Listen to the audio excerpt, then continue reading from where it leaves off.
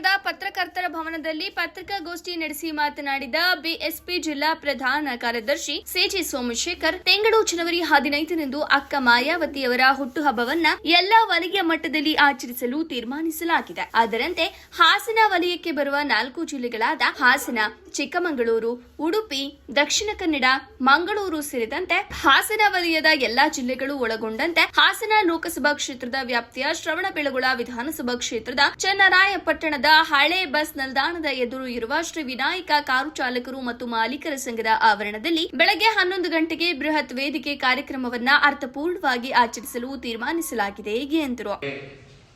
ಹಾಸನ ವಲಯ, ಹಾಸನ, ಚಿಕ್ಕಮಗಳೂರು, ಉಡುಪಿ ಮತ್ತು ದಕ್ಷಿಣ ಕನ್ನಡ ಈ 4 ಜಿಲ್ಲೆಗಳ ಸಮಾಗಮ ಚನ್ನರಾಯಪಟ್ಟಣದಲ್ಲಿ 15ನೇ ತಾರೀಕು ಈ ಗುರುವಾರ ಜನವರಿ 2026ರಂದು ಇದೇ ಕಾರ್ ಪಾರ್ಕಿಂಗ್ ಹತ್ರ ಒಂದು ಜನಕಲ್ಯಾಣ ದಿವಸ್ ಅಂತ ಅಂದ್ಬಿಟ್ಟು ಬೆಹನ್ಜಿ ಅಕ್ಕ ಮಾಯಾವತಿಯವರ 70ನೇ ವರ್ಷದ ಹುಟ್ಟುಹಬ್ಬದ ಅಂಗವಾಗಿ ಬರ್ತ್ಡೇಯ ಸಂದರ್ಭದಲ್ಲಿ ಕೇಕು ವಗೈರೆ ಕಟ್ ಮಾಡಿ ದುಂದು ವೆಚ್ಚ ಮಾಡ್ತಾನೆ. ಆ ಹಣದಿಂದ ಪಕ್ಷವನ್ನು ಬಲಪಡಿಸಿ ಜನಕಲ್ಯಾಣಕ್ಕಾಗಿ ಮೀಸಲಿಟ್ಟು ಭಾರತದ ಸರ್ವತೋಮುಖ ಅಭಿವೃದ್ಧಿಗೆ ಅದನ್ನು ವಿನಿಯೋಗಿಸುವ ಉದ್ದೇಶದಿಂದಾಗಿ ಈ ಒಂದು ಜನಕಲ್ಯಾಣ ದಿವಸ ಅಂತ ಬೃಹತ್ ಕಾರ್ಯಕ್ರಮ ಮಾಡ್ತಾ ಇದ್ದೀವಿ. ಈ ಸಂದರ್ಭದಲ್ಲಿ ಬಿಎಸ್ಪಿ ಜಿಲ್ಲಾಧ್ಯಕ್ಷರಾದ ಲಕ್ಷ್ಮಣಕೀರ್ತಿ, ಬಿಎಸ್ಪಿ ಜಿಲ್ಲಾ ಪ್ರಧಾನ ಕಾರ್ಯದರ್ಶಿ ಸೋಮಶೇಖರ್, ಬಿಎಸ್ಪಿ ತಾಲೂಕು ಅಧ್ಯಕ್ಷರಾದ ಕುಂದೂರು ರಾಜು ಮಾಸ್ಟರ್, ಜಿಲ್ಲಾ ಕಾರ್ಯದರ್ಶಿಗಳು, ತಾಲೂಕು ಉಸ್ತುವಾರಿಗಳಾದ ಸಿದ್ದಲಿಂಗಯ್ಯ, ಬಿಎಸ್ಪಿ ತಾಲೂಕು ಸಂಯೋಜಕರುಗಳಾದ ಸಿಎಂ ಶಿವಕುಮಾರ್, ಶಿವಣ್ಣನವರು, ಬಿಎಸ್ಪಿ ತಾಲೂಕು ಕಚೇರಿ ಕಾರ್ಯದರ್ಶಿ ಎಟಿ ಸಂತೋಷ್ ಸೇರಿದಂತೆ ಇತರರು ಹಾಜರಿದ್ದರು. ಕನ್ಯಾಕುಮಾರಿಯಿಂದ ಹಿಡಿದು ಕಾಶ್ಮೀರದವರೆಗೂ ಕೂಡ ಈ ಬಹುಜನ ಸಮಾಜ ಪಕ್ಷವನ್ನು ಕಟ್ಟುವ ನಿಟ್ಟಿನಲ್ಲಿ ಇಡೀ ಭಾರತ ದೇಶದಲ್ಲಿ ಜನಕಲ್ಯಾಣ ದಿವಸವನ್ನು ಆಚರಣೆ, ಹಾಗೆ ಕರ್ನಾಟಕದಲ್ಲೂ ಕೂಡ 8 ವಿಭಾಗದಲ್ಲಿ ಈ ಜನಕಲ್ಯಾಣ ಕಾರ್ಯಕ್ರಮವನ್ನು ಆಯೋಜಿಸ್ತಾ ಇದ್ದಾರೆ.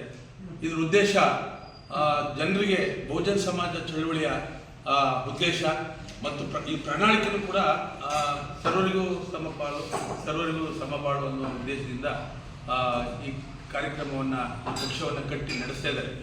ಯಾಕೆಂದರೆ ಬಾಬಾ ಸಾಹೇಬರು ಸಂವಿಧಾನವನ್ನು ಬರೆದು ಹೇಳ್ತಾರೆ, ನಾನು ಸಂವಿಧಾನವನ್ನು ಬರ್ಕೊಟ್ಟಿದ್ದೀನಿ, 20 ವರ್ಷಗಳಲ್ಲಿ ಇದು ಅಸಮಾನತೆ ಹೋಗಿ ಸಮಾನತೆ ಬರಬೇಕು ಅನ್ನೋ ಮಾತನ್ನು ಹೇಳ್ತಾರೆ. ಆದರೆ ಇವಾಗ 70 ವರ್ಷ ಆದರೂ ಕೂಡ ಸಮಾನತೆ ಇನ್ನೂ ಕೂಡ ಬಂದಿಲ್ಲ.